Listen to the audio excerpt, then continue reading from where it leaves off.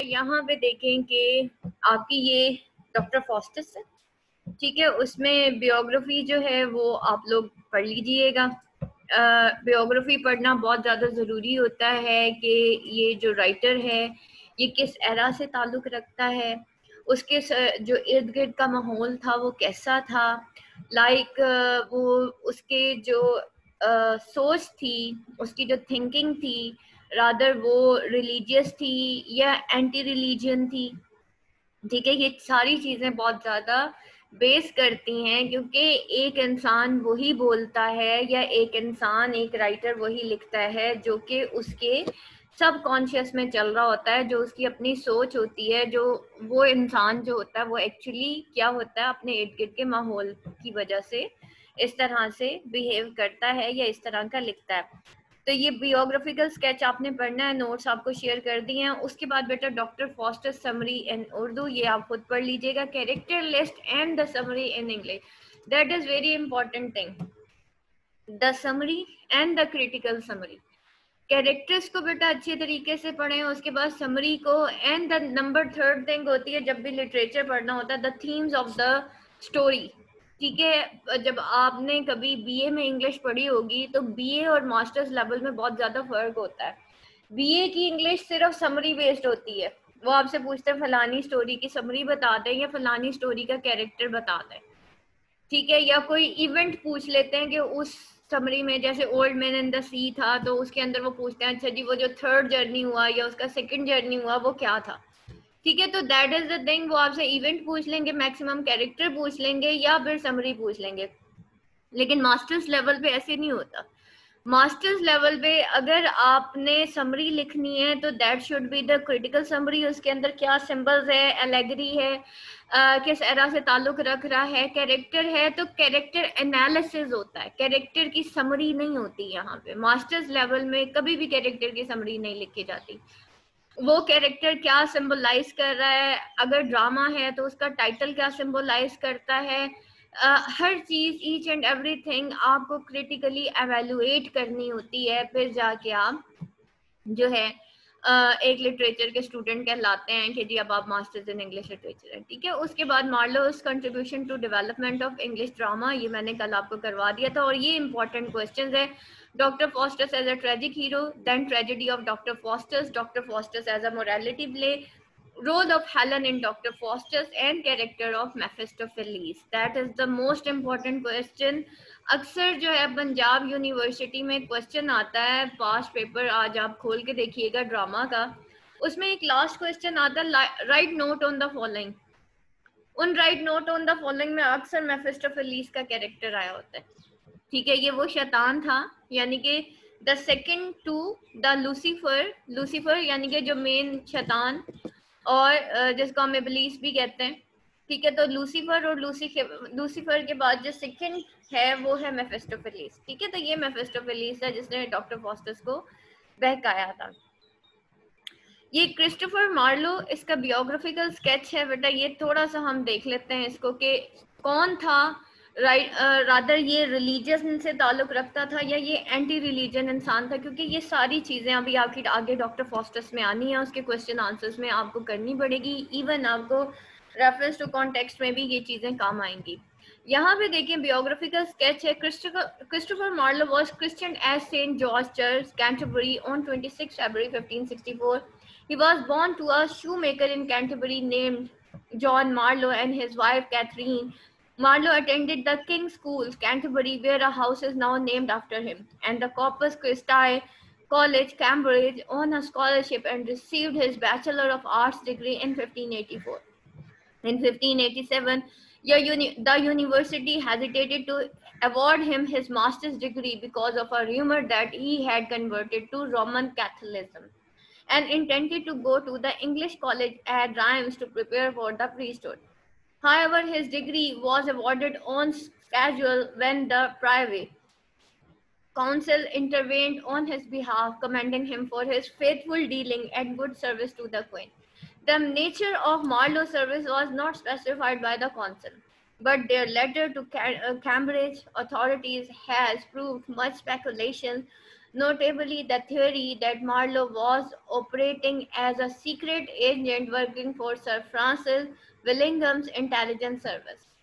No direct evidence supports this theory, although Marlowe obviously did serve the government in some of the capacity. अच्छा, यहाँ पे देखिएगा कि एक काउंसिल इंटरवेंट ऑन हिज बिहाफ, उसकी behalf पे एक काउंसिल जो है वो जो है इंटरवेन हुई, जो कि commending him for his faithful dealing and good service, के वो जो है उसको कमेंड किया गया कि वो एक फेथफुल डीलिंग और गुड सर्विस है उसकी टुवर्ड्स द क्वीन।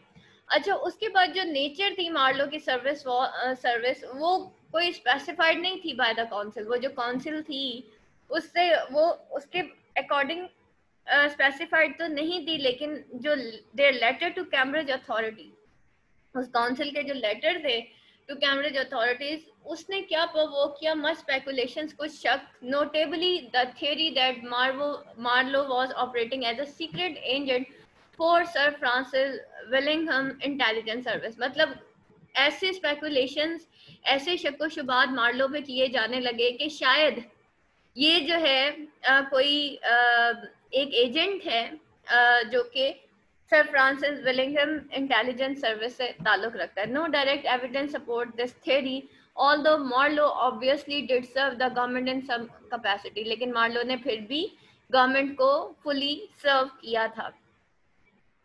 उसके बाद ये तो उसका हो गया कि उसका प्रोफेशन कैसा था, उसका गवर्नमेंट के साथ ताल्लुक कैसा था, उसने क्वीन को कितना ज़्यादा सर्व किया था। Then, however, little is known about Marlowe, as with other writers of the period, such as Shakespeare. Most of the evidence is legal records and other official documents that tell us little about him. This has not stopped writers of both fiction and non-fiction from speculating about his activities and character.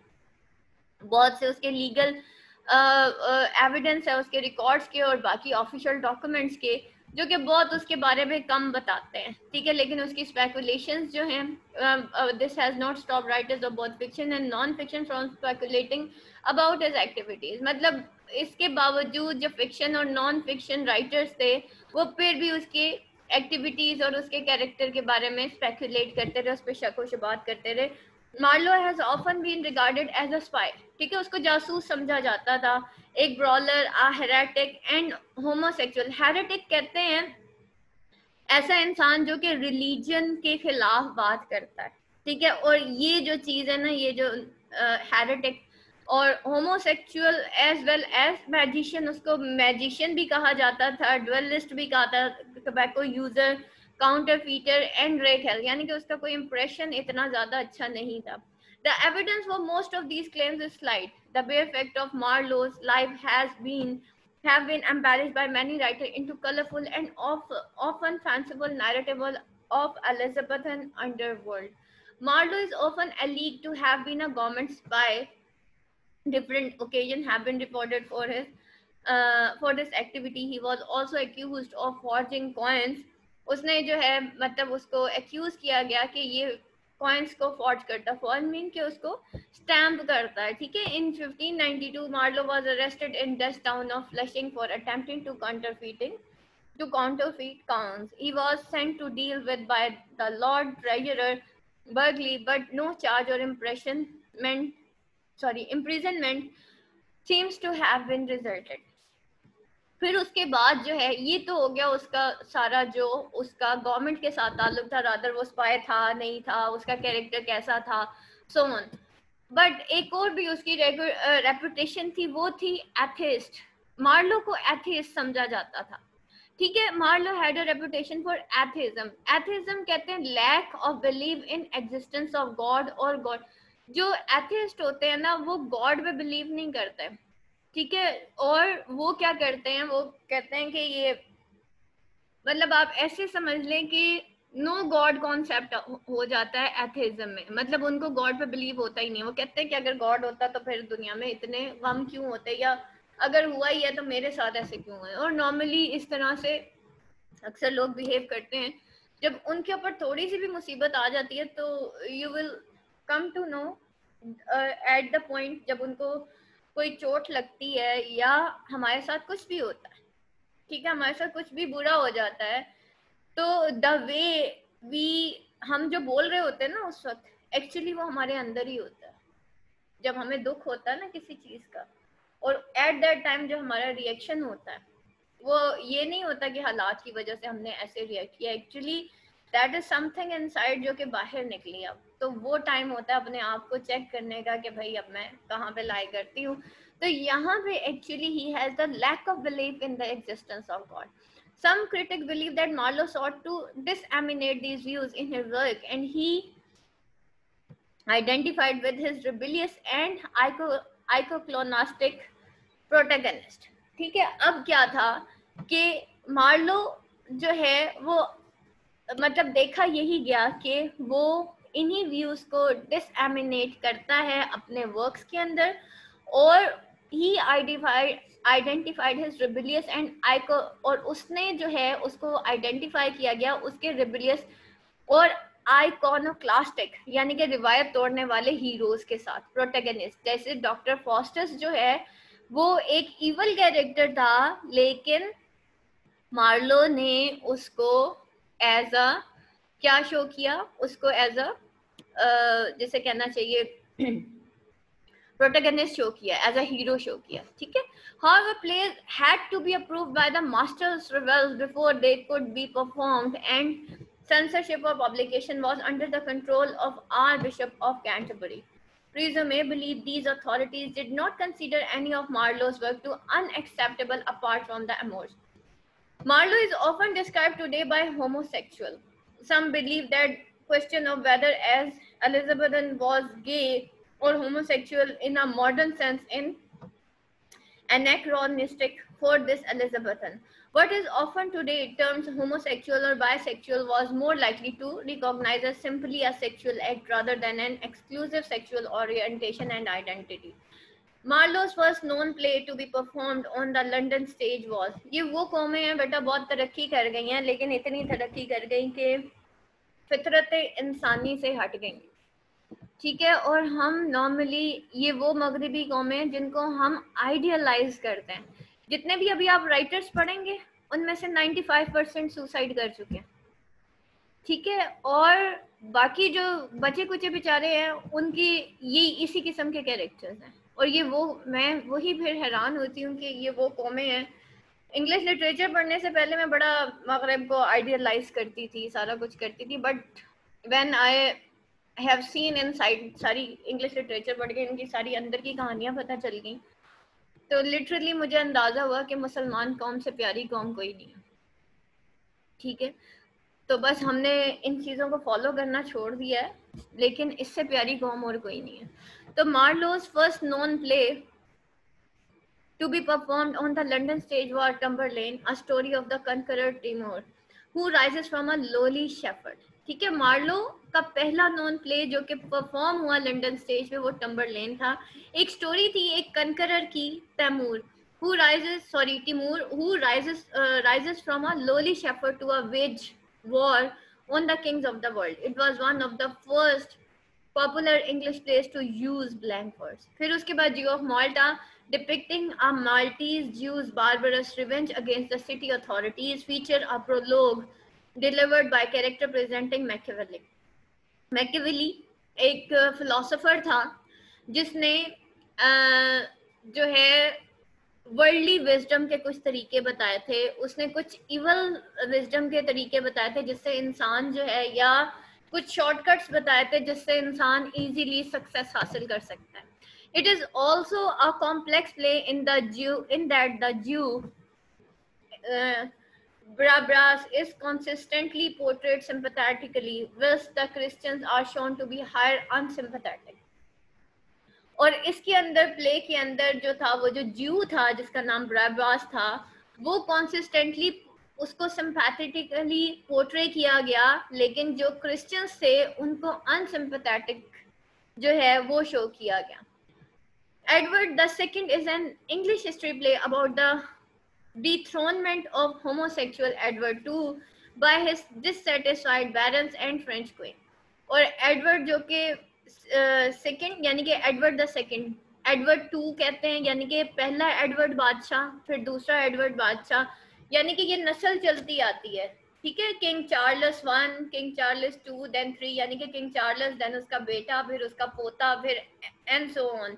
इसी तरीके से ये जो बादशाह होते हैं ना, Edward one, Edward the first, Edward the second, Edward the third, या एडवर्ड वन फिर टू, थ्री, फोर, ये क्या होता है, ये कोई बादशाह होता है, उसकी नस्ल फिर चलती आ रही होती है, तो हर किंग जो कि उस थ्रोन पे बैठता है, फिर उसको Edward one, Edward two, Edward three कहा जाता है। ठीक हो गया? तो यहाँ पे Edward the second is the English history play about the उस डिथ्रोनमेंट थी एडवर्ड टू की, क्योंकि by his dissatisfied barons dethrone उसको किसने किया था, यानी कि उसका तख्ता उलट दिया था, बादशाह को उसके तख्ते से हटा दिया गया था। किसकी वजह, किन्होंने, बैरन्स ने और फ्रेंच क्वीन ने मिलकर उसको डिथ्रोन कर दिया था, उसका तख्ता उलट दिया था। The tragic history of Dr. Faust is based on the recently published German Faust Bach. और ये जो ट्रेजिक हिस्ट्री थी डॉक्टर फॉस्टर्स की, एक्चुअली वो बेस करती है recently publish German Faust Buch, जो कि was the first dramatic version of the Faust legend of scholars dealing with the devil, जो कि पहला वर्जन था कि एक डॉक्टर फॉस्टर्स था जो कि लेजेंड ऑफ स्कॉलर्स था। ठीक है, और वो किससे डील करता है, डेविल के साथ। Marlowe also wrote poetry including a possibly unfinished minor epic, Hero and Leander, and the popular lyric, The Passionate Shepherd to His Love, and the translation of the Ovid Amours and the first book of Lucan Versilia. Marlowe's arrest was ordered on 18 May. Marlowe was not in London. However, he duly appeared before the Privy Council on 20 May and was instructed to give his daily attendance on their lordships until he shall be licensed to the contrary. On 30th May, Marlowe was murdered. उसको kill कर दिया गया. Various versions of Marlowe death were current at the time. Francis Meyer says Marlowe was stabbed to death by a body-serving man, a rival of his in his lewd love. ठीक है, Marlowe को जो है शायद उसके किसी serving man ने किल कर दिया था as punishment for his epicurism and atheism. और उसने क्यों उसको किल किया था? एपिक्यूरिज्म कहते हैं प्लेजर सीकिंग एटीट्यूड को, जैसे हमें हर चीज चाहिए होती है। ठीक है, और एथिज्म कहते हैं आर्ट के अंदर बहुत sorry, atheism no God concept को कहते हैं, और एपिक्यूरिज्म कहते हैं कि हम हर चीज में प्लेजर सीकिंग एटीट्यूड होना। ठीक है, बहुत ज्यादा खाने में मजे लेना, जैसे हमारे लिए सुबह नाश्ते में क्या और दोपहर खाने में और रात के खाने में, और फिर थोड़ा सा बोर होते हैं तो हम कहते हैं चलो भाई खाना खाने चले। ठीक है, तो खाना हमारे सर पे से बाहर हो गया ना, तो फिर हमारी नेचर कैसी है? एपिक्यूरियन है। That is the pleasure seeking attitude के वक्ती प्लेजर के लिए इंसान एपिक्यूरियन।